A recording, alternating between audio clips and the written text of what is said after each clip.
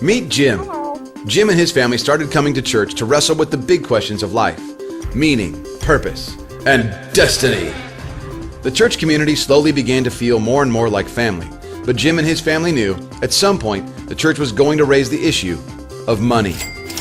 It seemed like the only church people openly talking about money were ladies with big hair and southern accents and shady televangelists looking to add on to their mansions. Praise the Lord. It turned out Jim wasn't alone in his thinking. A lot of people saw giving money to the church as something for suckers or really radical Christians. Jim began to think.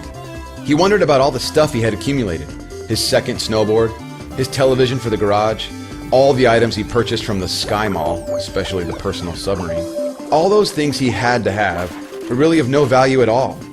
Jim decided to turn his investigating to the Bible. A picture slowly began to emerge about giving and money. It turned out giving really wasn't about the church at all. It was about Jim's own heart.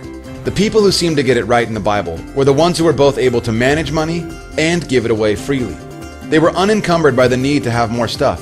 Jim liked that idea. The Bible painted a picture of God as giver of everything. Jim was determined to reconsider how he thought about all his stuff and who it belonged to. So Jim and his family decided to give 1% of their income back to God, and then nothing really super awesome happened. At least visibly. Jim wasn't better looking. He wasn't granted special superpowers. His kids weren't instantly more loving to each other. But something was different. Jim felt more connected to his church community. He didn't feel conned by the church because it wasn't about the church.